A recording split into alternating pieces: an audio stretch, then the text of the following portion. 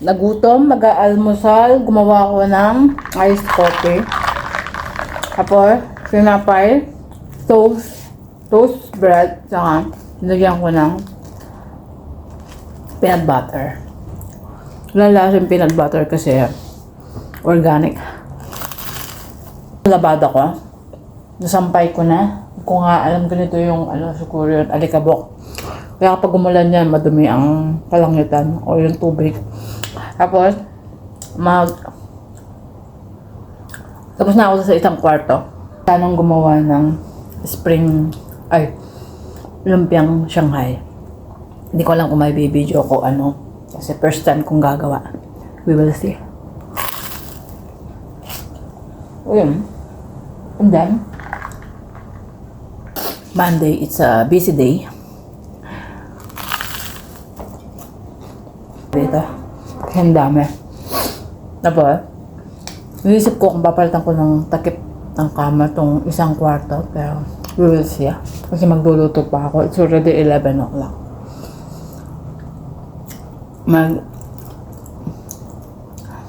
Ang lunch namin ay alaka or green peas. Amin dalawa ng alaga ko. Hello.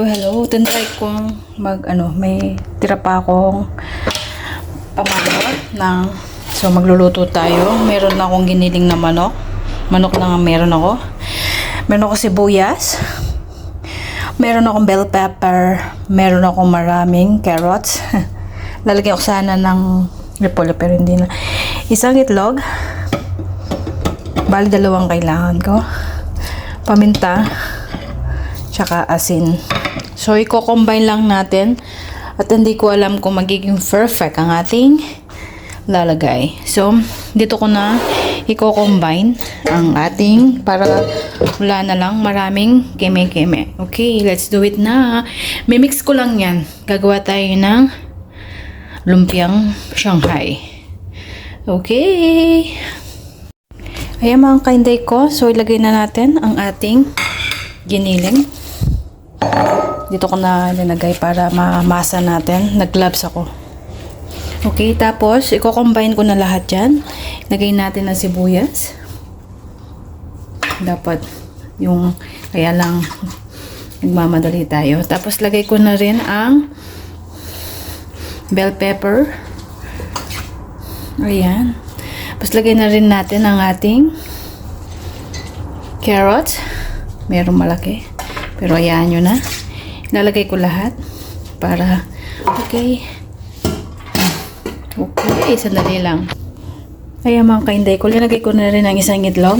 Tapos maglagay na rin tayo ng asin. Siyempre hindi natin kaya ng isang kamay. Sandali natin ang asin. Ayan. Kung ayaw nyo naman ng asin na lagay nyo yung isang asin. Tapos lagyan ko ng paminta. Sandali lang. hindi ko kaya ng isang kamay lang. Sandali lang. Hinday ko, linagyan ko na ng asin, paminta, at saka kung may bawang kayo. Tapos, ihalo-halo natin hanggang mag-combine. Ang laki yata ng carrots ko. Parang naparami yata yung carrots ko, dahil puro carrots na. Kinor ko lang kasi. Tapos, combine lang na ganyan. Mas maganda, mas di ba? Ayan. Saan pumupunta yung camera ko. Dalawa lang kasi hindi ko na kinuha yung tripod ko. Ayan. Ayan. Tapos kung may sesame oil kayo, pwede yun lagyan. Ako wala. Meron pala akong yan. Meron pala akong sandali lang. Pwede nating ilagay. Konti lang para panlasa lang.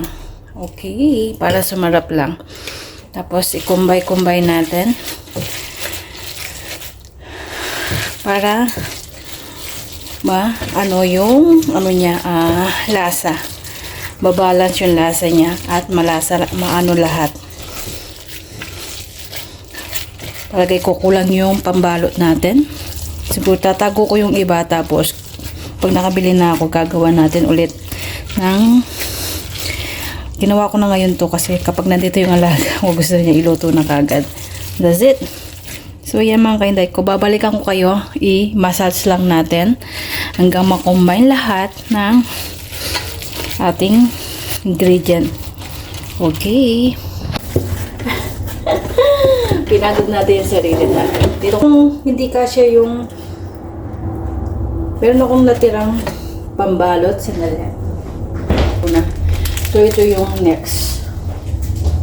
Ayan. Tapos, ugasan ko muna yung plato or ibabalot ko na lang siguro para maaga pa lang. Tapos, magbabacuum ako. Tapos, magluluto na tayo ng kakainin. Diba? Okay na siya. Ayun. So, take out ko na to. Ito na siya. Ayan. So, magbabalot na tayo. At para ma-freezer natin. Okay. See you later. Ito naman ang kainday ko. Magsasample na tayo. Yung iba i-freezer natin. Okay. So, this is my first time. Bawal mag-wash. Walang pong paano magbalot. So, bawal ang buzzard. Bawal ang buzzard dito sa akin. Anyway, there's no wala naman perfecto, diba? So, gagawin ko muna. Tapos yung iba mamaya. Ayun. Lalagay natin ganyan. Yung napanood ko. Huwag nating masyadong yan kasi spread lang natin.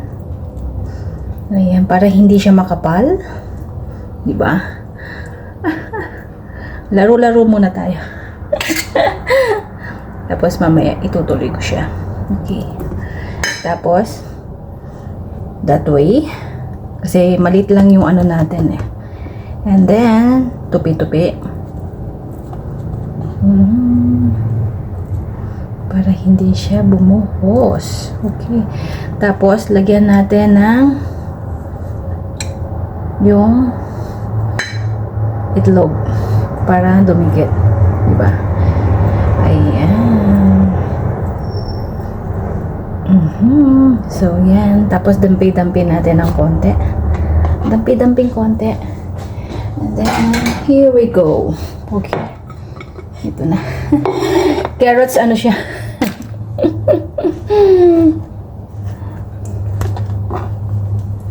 It's my first time huwag kayong mag-bash. Ayan.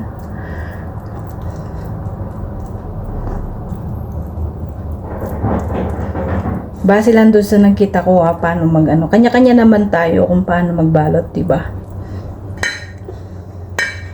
Ganyan. Tapos yung egg natin.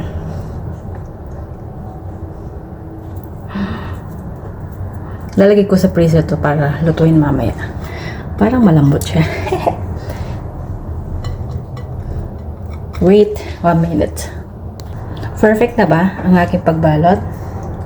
Sabi ko nga, huwag mag-judge. Kasi natin yun. Kasi this is my first time. Huwag nating kapalan kasi baka hindi maluto sa loob. Diba? Yung iba, ni-spread nilang ganyan. Diba? I will make this one. Tapos, mamaya pagkatapos kung tikman natin kung pwede na akong mag-asawa. So, on so good. Yan. Tapos, yan. So, mamaya babalikan ko kayo. Tapusin ko lang to. Yan muna ang gagawin ko. Tapos later, pa-fried natin. Taste natin. Naka, 1, 2, 3, 4, 5, 6, 7, 8, 9, 10, 11. 11? So, 11 na lang. Tapos ito, ikikip ko muna. Mamaya pa ako gagawa at itatago natin sa refrigerator yung iba. So, ito pipreser ko muna. We will see you later. Asoy! Yan, gumawa ko ng lumpia. Lumpiang Shanghai. Ito muna ang ginawa ko. Itatry ko muna kung effective siya or this is my first time na gumawa ng Shanghai. Ang alam ko lang ay kumakain ng Shanghai. Okay. So, Bawal ang basher dito. Kung hindi tama ang aking ginawa, next video na lang kayo. Okay?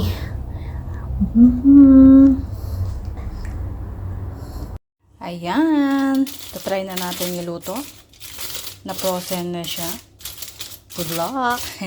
Nagpapainit na ako ng mantika para huwag masyadong mainit na mantika na natin para hindi siya mabigla. Tapos low pressure lang natin siya. Okay. Hintayin natin mainit ng konti. So, tatry na natin. Ayan. Oh my God! Sana hindi siya pero low fire lang natin. Fire. Ayan. Para hindi magkadikit-dikit yan. Tapos nagluluto na rin ako ng pero hindi sasama sa Ayan.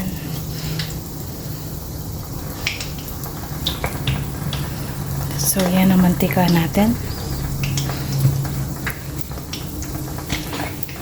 Yung fire natin, konti lang hanggang maging brown siya. Samey. Diba?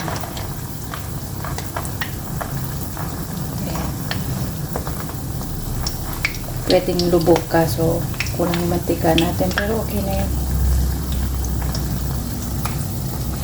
Ayan. So, mamaya balikan natin.